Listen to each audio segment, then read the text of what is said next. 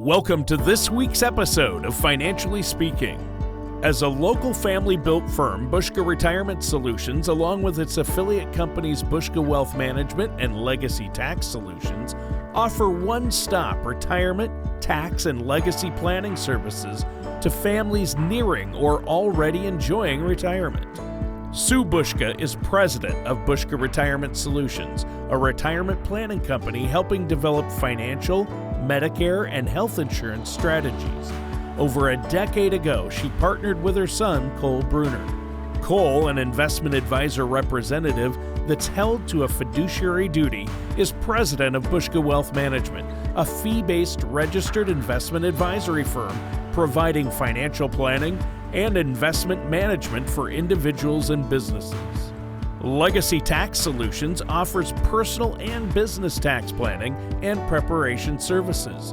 Their enrolled agent, Carl Van Setters, is a military veteran with over 10 years of accounting experience and is committed to maximizing your tax credits wherever possible. Over the last several years, Sue and Cole have continued to grow their team of private wealth advisors to meet the increasing demand of retirees seeking guidance. In 2018, Ryan Connor began serving clients at their Eau Claire location. At their Wausau location, Logan Wooler became a part of the team in 2020. And in 2023, Sue's daughter Kaylee Berenson joined the firm. As a family-built firm with offices in Wausau and Eau Claire, their dedicated team of professionals have the experience to provide custom-tailored strategies to help you achieve your long-term financial goals. The next 30 minutes will be filled with retirement information presented by their team in a simple manner that you can understand. So stay tuned because Financially Speaking starts right now. We've got a very interesting topic that we're going to go through, and it's one that I've recently learned a little bit about, so I'm excited to learn more from both of you. We're going to talk about IRIS, caregiver income for those that are caring for someone with a disability. Today, we're going to talk about what might be your greatest fear if you're afraid of retiring. Today, Logan and I are going to be talking about why women have less 401k savings than men. And now for our weekly question and answer segment. Welcome back to Financially Speaking. Today, I'm joined by Logan and Kaylee from Buska Wealth Management and Buska Retirement Solutions. We're going to be answering some of your questions about planning for retirement. But if you'd like to see one answered on a future segment, please feel free to email us at info@retirewithbuska.com. Logan, Kaylee, thank you so much for joining me today.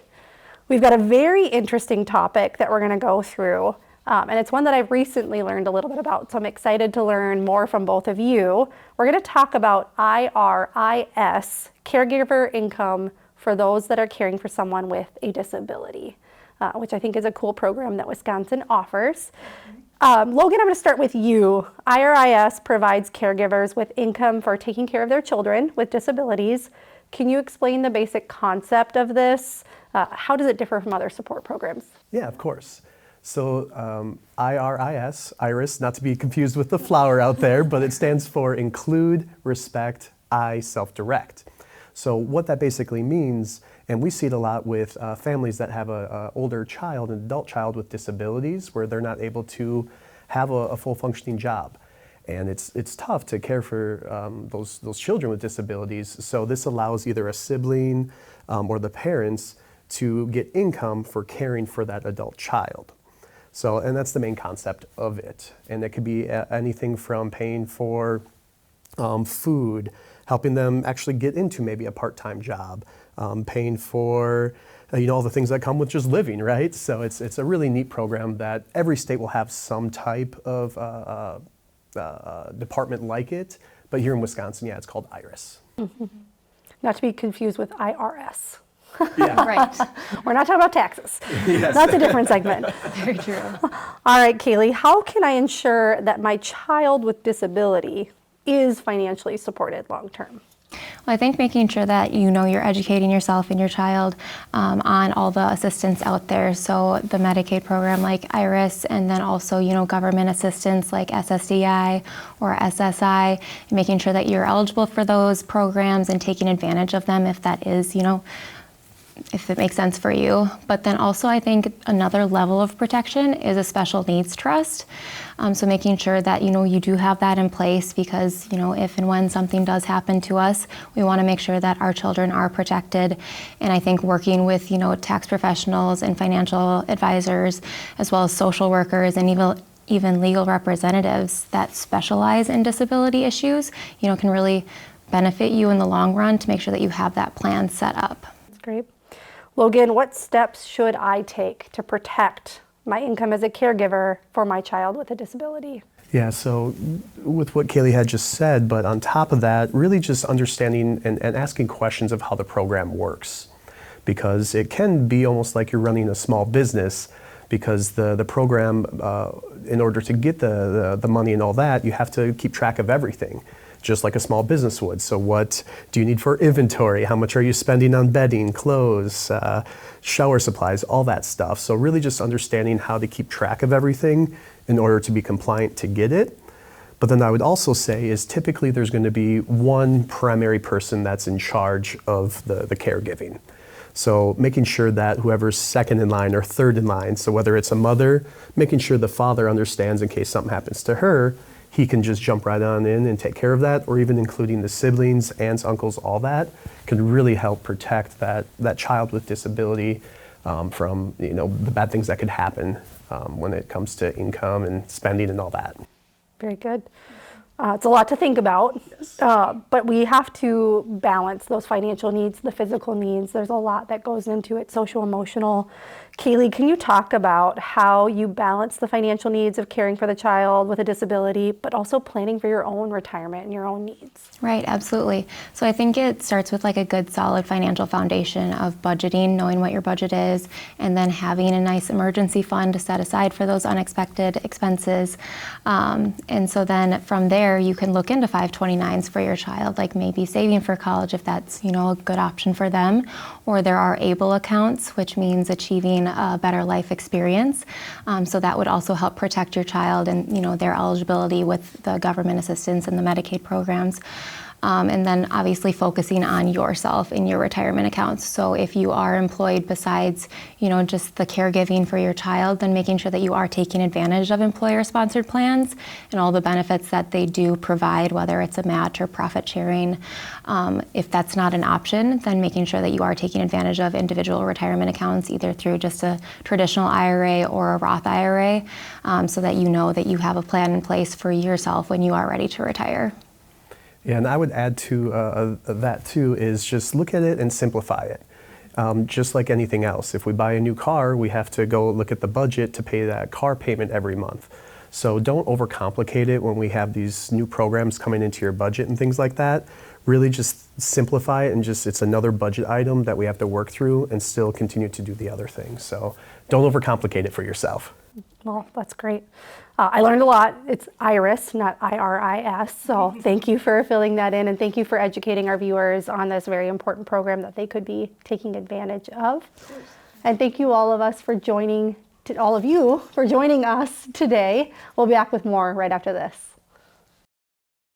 The Tax Cuts and Jobs Act of 2017 reduced income taxes for many American households, but many of those provisions will expire on December 31, 2025 if Congress doesn't act. That could mean that you'll pay higher taxes, but you can take more control of your retirement by prepaying some of those taxes now at the current rate. Call us at 715-355-4445 or visit retirewithbuska.com for more information. Are you looking for someone to help make retirement planning a little easier? I'm Cole Bruner from Buska Retirement Solutions, Buska Wealth Management, and Legacy Tax Solutions. Between our three companies, there's a lot we can do to make your retirement planning process less stressful.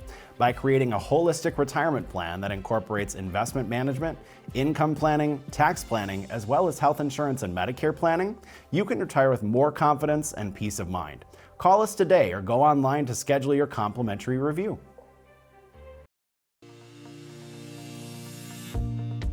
And now, our Financially Speaking weekly topic segment.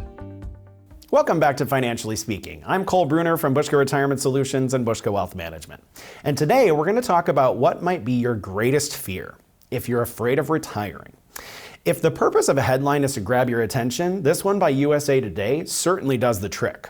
What do working Americans fear more than death? Retirement. The article cites a June 2024 survey conducted by Live Career that found that 61% of working Americans are more fearful of retirement than they are of dying. And that's not the only incredible stat from the survey that allowed respondents to choose more than one answer. Here's another one. 64% of respondents reported feeling more afraid of retirement than divorce. Or how about these? 54% they fear retirement more than getting fired. And 53% reported fearing retirement more than they fear poor health. And while both those statistics are eye-popping, they also align well with some similar facts and stats that you've probably come across before. For example, the article points to another survey, this one conducted by AARP, that found that roughly 20% of Americans who are 50 and older have no retirement savings. Furthermore, 61% of survey takers said they're worried they won't have enough money to see them through retirement. The National Council on Aging predicts that 78 million Americans will be 65 and older by 2040.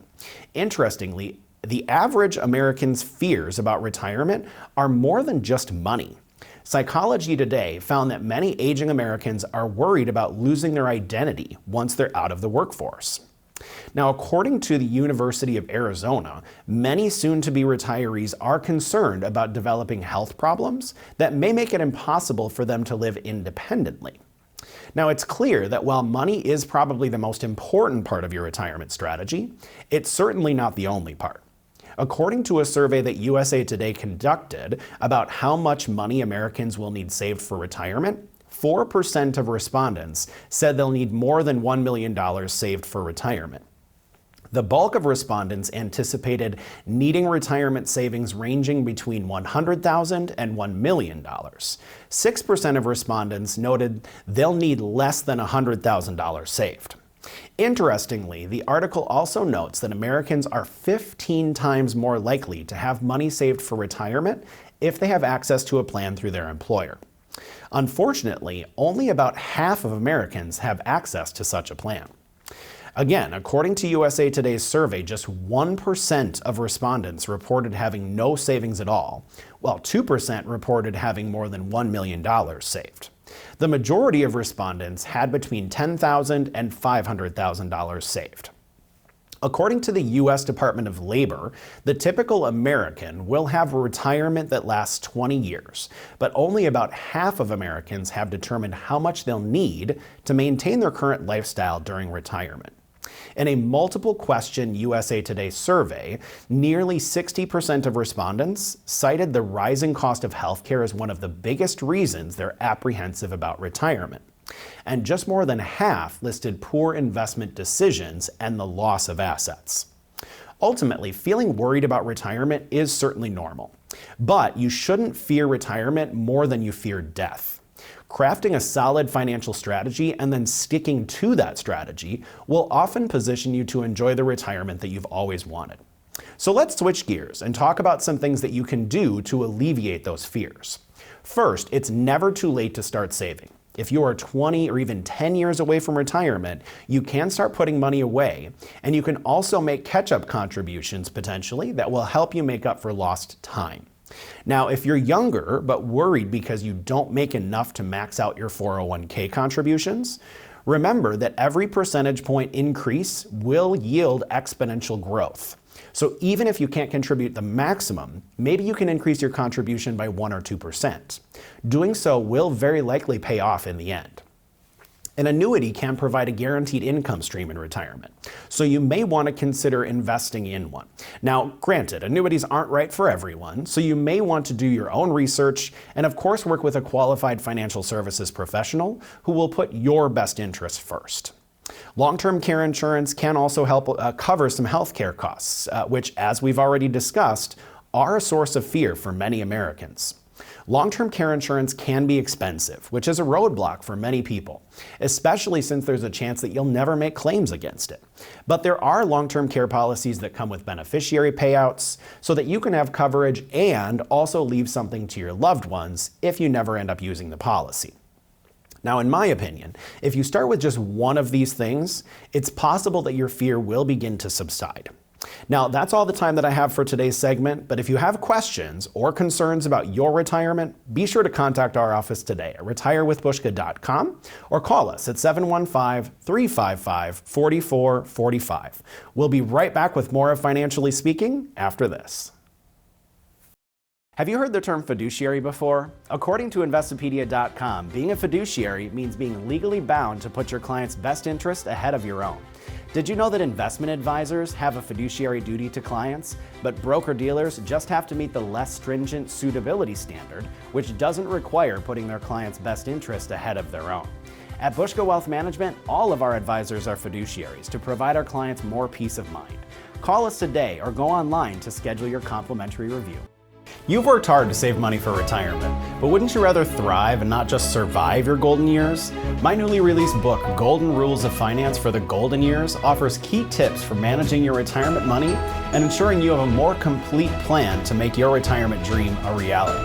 Call 715-355-4445 or visit buskabook.com to request your complimentary copy today.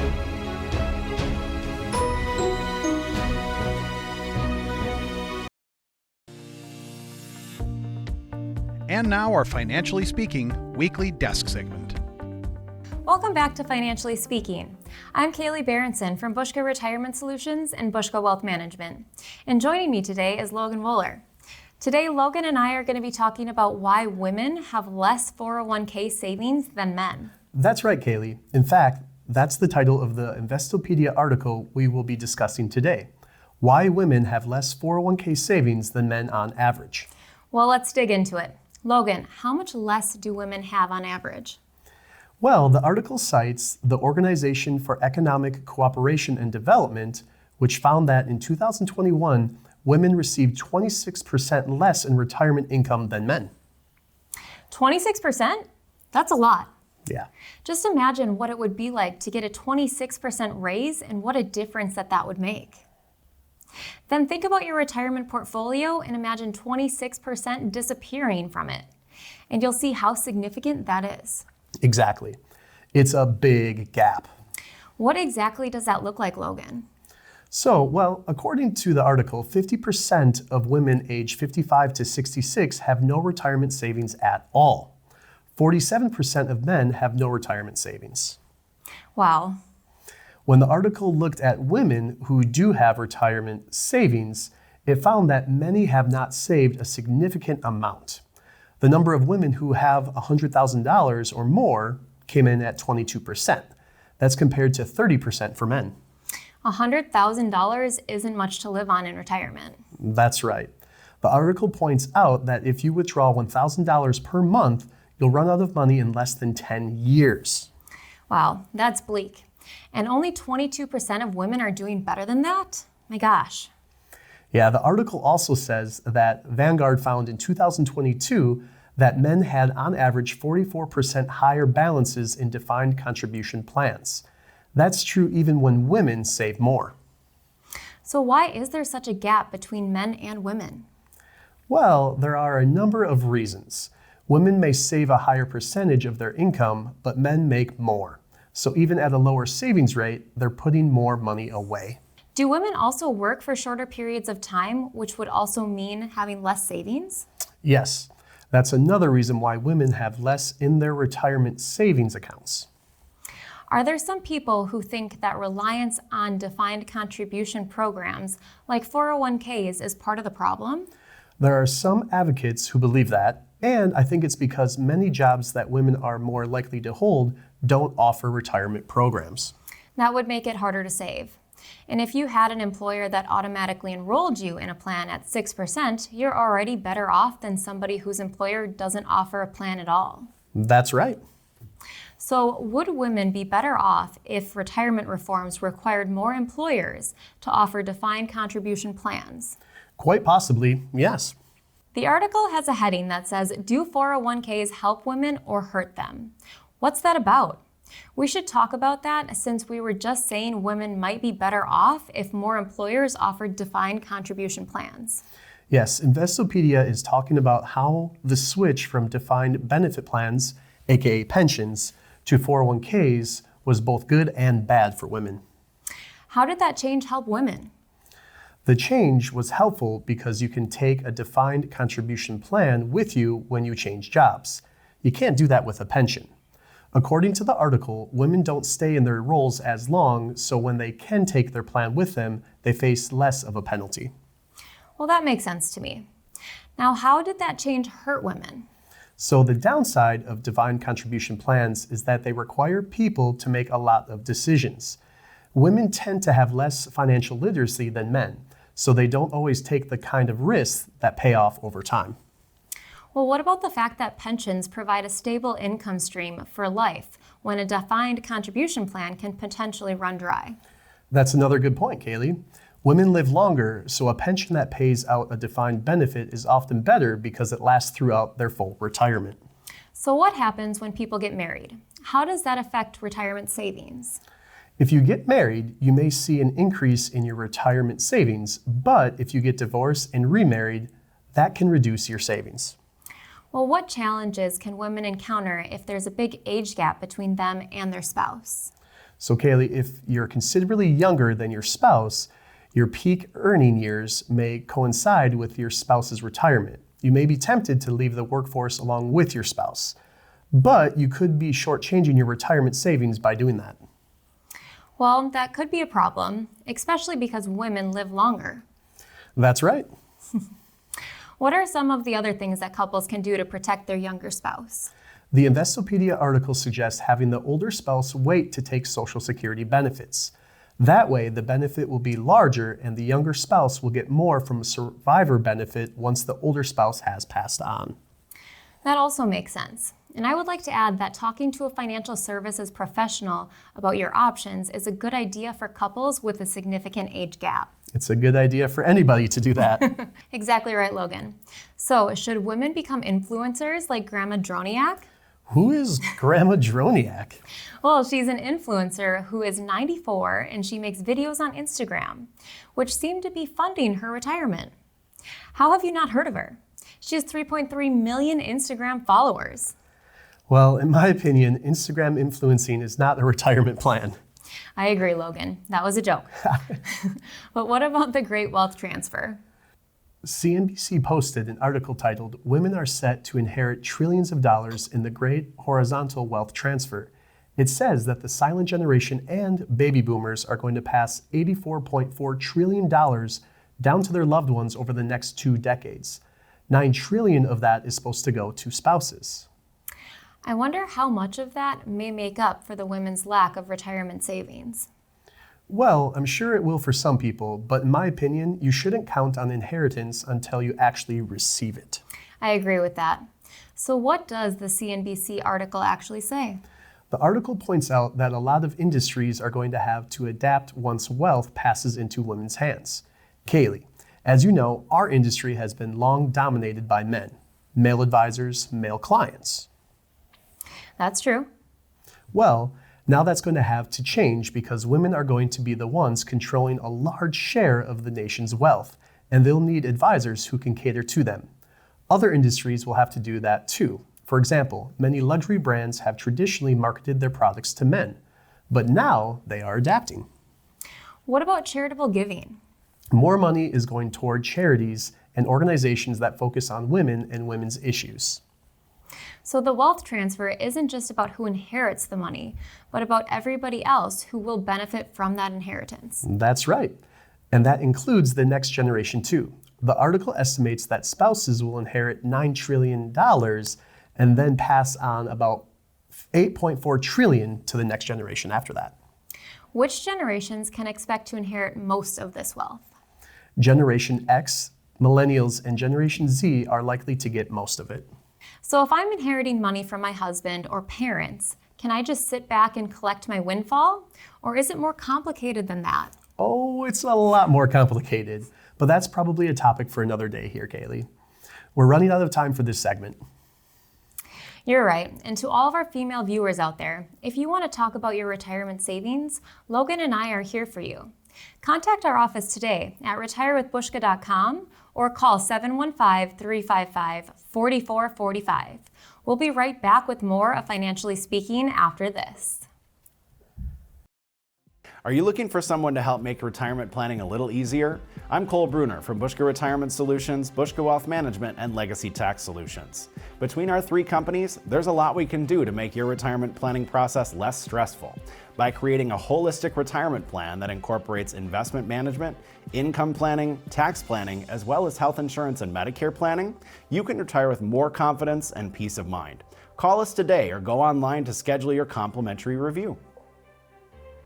The Tax Cuts and Jobs Act of 2017 reduced income taxes for many American households, but many of those provisions will expire on December 31, 2025 if Congress doesn't act. That could mean that you'll pay higher taxes, but you can take more control of your retirement by prepaying some of those taxes now at the current rate.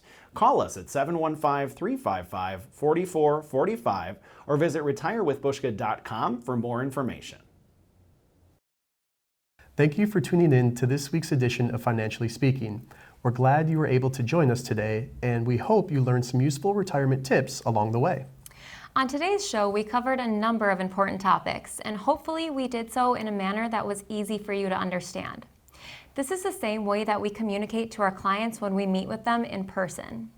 Remember, with the help of the right financial services professional, you can create a quality retirement, and our team is here to help. Right now may be a great time to get a second opinion on your retirement plan. Call us at 715-355-4445 or go to retirewithbuska.com to continue retirement education, catch up on previous episodes of our TV and radio show, or schedule your complimentary, no-obligation consultation. If you have any questions or comments about today's show, call us at 715-355-4445 or feel free to send us an email at info@retirewithbuska.com. Join us next week at the same time and same place for another episode of Financially Speaking. Taxes can play a significant role in retirement. After all, they determine how much of your hard-earned savings you get to keep and how much you send to the IRS. But if you're like many savers, you probably don't know the total taxes that you could end up paying. At Buska Retirement Solutions, we believe information is critical to making informed decisions. So I want to share with you a resource that can help quickly evaluate your potential taxes in retirement. Visit buskaretirementtaxbill.com to generate your personalized report. And once you've seen your retirement tax bill, let's talk, because there may be ways to improve those numbers.